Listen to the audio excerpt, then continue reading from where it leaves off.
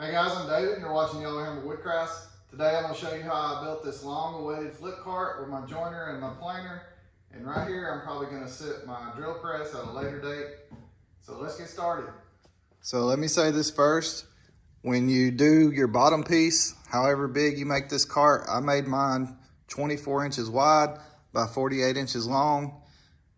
Decide how big you're going to make it and then put your casters on that piece before you ever get started. I made the mistake of building this entire cart before I put my casters on, so it was kind of heavy and I had to lift it up off the ground with some support to get those on there. So don't make that mistake. So a 24 by 48 inch piece of 3/4 plywood, and the sides here, I'm gonna show you how I made these sides. Want a more in-depth video of how I made these sides, you can watch Drew Fisher's video on Fisher's Shop. He has a detailed video of how he makes this kind of flip cart with just this section without the drawers and stuff on that side. So if you want a more detailed description of this, his video explains it. So this part is cut 8 inches back, and then you go up 4 inches. Make your little 45 right here. And we went 7.5 after the 45. And then whatever's left over after that. So that's how you cut this piece and also this piece. All right, so now that we have it cut out, you see what I mean? This is gonna be 8 inches to this part, and then you go up 4, make this 45, over 7.5, make another 45, and then to the back. And this whole piece is a 24 by 30.25. So you wanna make 2 of these. So when you're ready to make your second one, you just lay the first one you cut on top of the piece of plywood. That's 24 by 30.25, and you just trace around it, and then you can cut on your trace lines.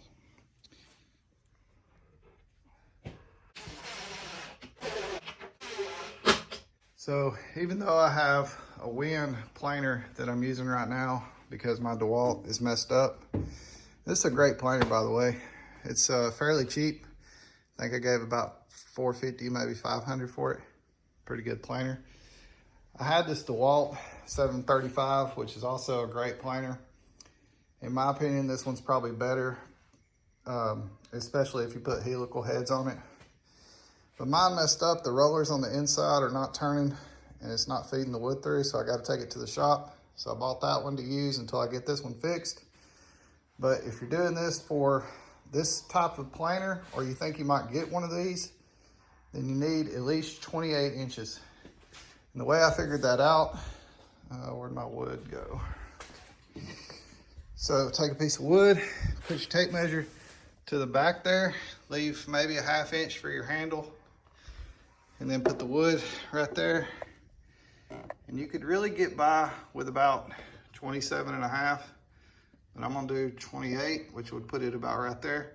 And you'll have that much clearance, so that gives you about a 1/2 inch to 1 inch on each side. So we got our 2 sides in for the flip part, and I just did pocket holes on these because this is just shop furniture. If you wanted to make it fancy, you could do dados or rabbits and make it a little bit better, but you know, pocket holes are fine for shop furniture, I think, and for a lot of other things. So here you go, 28 inches apart. And now we're gonna start on the other sides. This may be a given for some, but when you're putting your pocket holes in, look at both sides of the plywood and see which one's the best that you want to show on the outside. And I think this is the Pocket Hole Craig K4 system. There's all kind of different pocket hole systems out there. I'm sure everybody's seen how pocket holes are drilled, so I won't even go into detail on that. Okay, so this is what it looks like with the sides. So double this up so that when you put your drawers in, you won't have an opening right there. So you'll want to double this piece up. And then what I'm going to do right here is add some inset for clamps or something else. And then this side will be drawers. So I'm going to use 16-inch drawer slides. So I'm going to set this piece in about 6 inches. And I'm just gonna brad nail it on the sides and the bottom to hold it in. And I will show you that after that's done.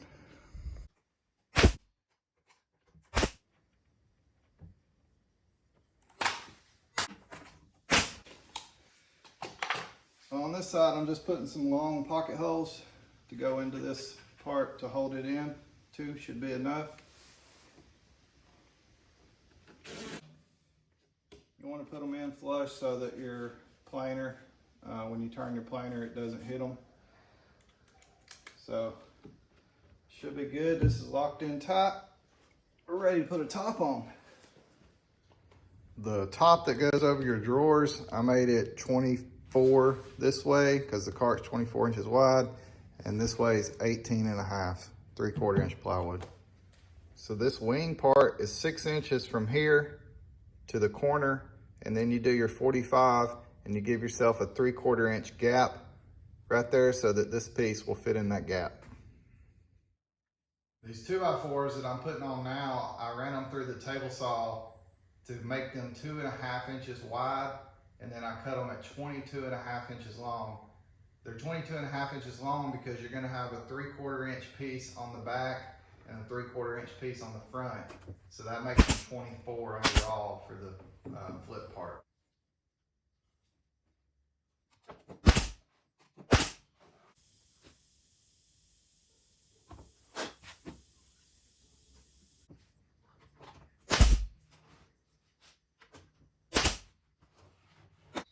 So what you see me doing now is marking the center to put the bar through and to drill my holes. So it's gonna be 12 inches to the center because it's a 24 inch wide piece, and then I come down 2 inches.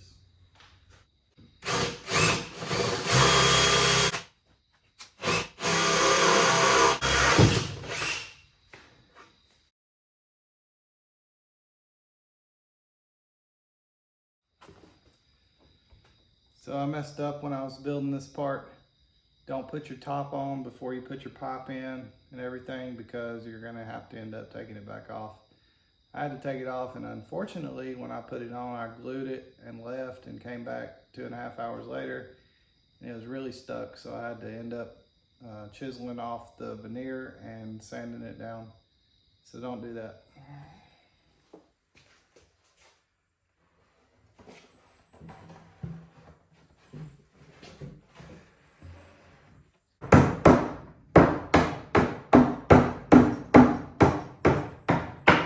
So make sure when you're putting the wire through that you put the flange on first, because the plug will not fit through the flange hole. So you want to feed it through.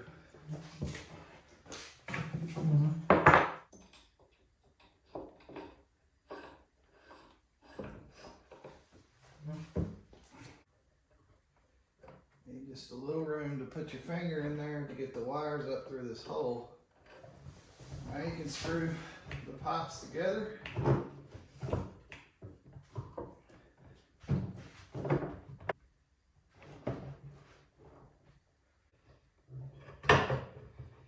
If you make this to the dimensions that I made mine, a 30-inch pipe will work perfectly if you cut it in half.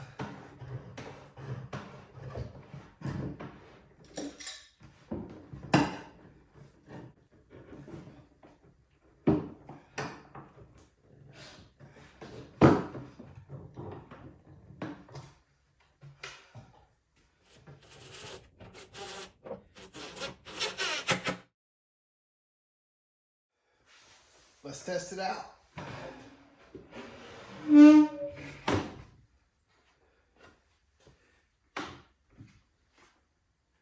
Seems to be working okay.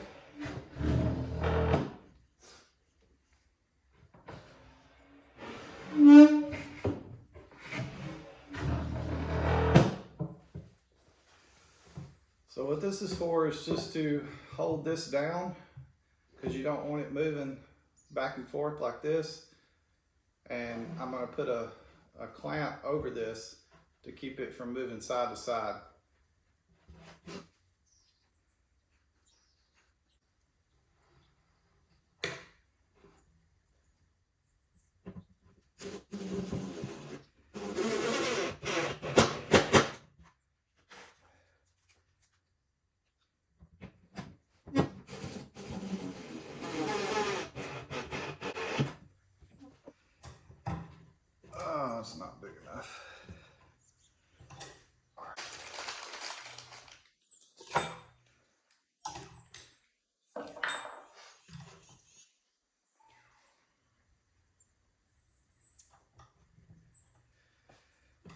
1 inch is not big enough. Probably needed 1.5 inches, but we're gonna make it work.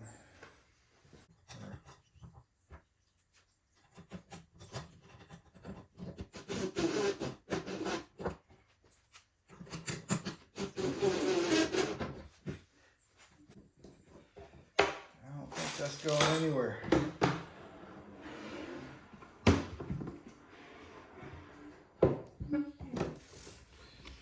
Right now we're going to wire up the female end for this extension cord, and this is just a 15 amp female end from Home Depot. It's about $6.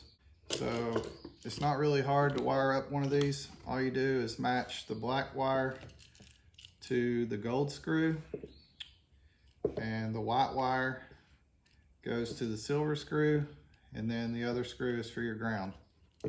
And that's all there is to it.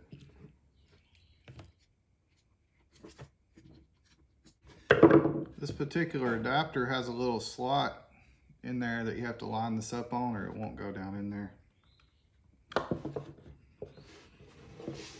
The pieces I just cut are to stabilize this, to make it stronger. I didn't show cutting these, but when I just videoed these, that's the same way. It's 2 5/8 wide, and whatever the distance is here, I think it was like 24 or something like that. So you're gonna need to cut a slot in this one to put your adapter through, and this will be where all your cords are for your planer and drill press or whatever you're putting on your cart. And then on the front, you'll be able to take this piece off to get to your plugs if you need to.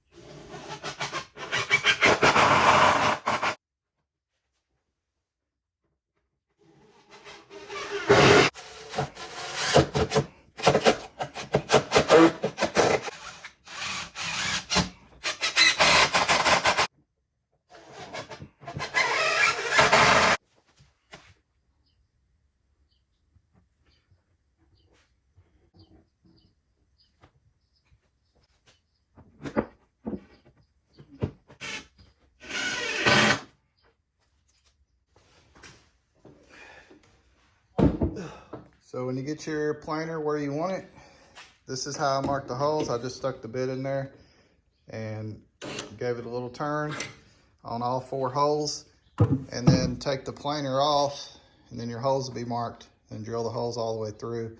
Put your bolts up from the bottom.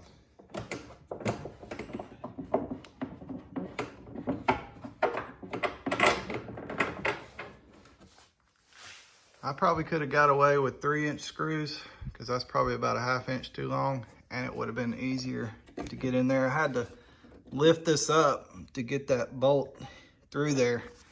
So keep that in mind when you're building this. You could take this off and, you know, put it on a table or something and build it that way, and attach the planer to the wood, and then bring the wood and the planer over together and set it down and screw it down to the top. I put a lot of screws in the top just to make sure it's not going to come loose, and glued all the way around it.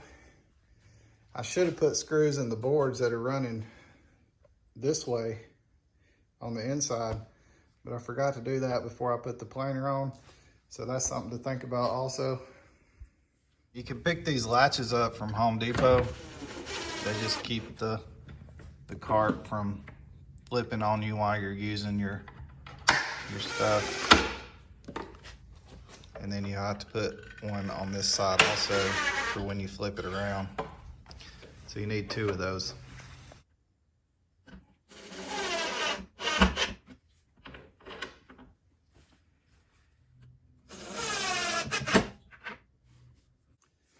I didn't film me putting this part in, but this is to help with the outside wall racking, because a lot of times when I was spinning it, it was bowing out and I'd have to push it back in. I didn't think I was going to be able to put this down here, because originally I was going to put my drill press on here, and I decided to just put the joiner and the planer. So now there's enough room for both pieces to spin, and this doesn't get in the way. And I'm probably going to add a drawer right there so I can pull that out and put papers, the manuals and stuff in there. So all I did was cut 2 5-inch wide pieces of plywood for the sides, put them in and put them back 3/4 inches. That way when I put a drawer on there, the face would go up to those, and the same on the other side. On the other side, I'll just put a piece of plywood there to cover the hole. And then I cut a sheet of plywood for the top, which was 28 by 24, and then screwed it with a lot of screws on this side to help it from racking. And then same inside there and on the other side. So that should help it stay stable. The other flip cart that I done a while back is like that, and I don't have a problem with it. So moving on to the drawers, I built my drawers out of plywood because it was easier, and it's just shop furniture, so why not? But all you do, build a plywood box. The reason this drawer looks a little bit different over here is because you have to make room in there for the bar and the flange sticking out. So you'll want to inset this side of this top drawer just a little bit so it makes room for that. And you'll have to build out right here to put your drawer slides on. These are 16-inch soft close drawer slides from Home Depot. I know some beginner woodworkers don't feel comfortable building drawers, but these are real easy to do. All you do is cut your plywood to the width and the length that you need, and you leave a 1/2 inch on each side for your drawer slides.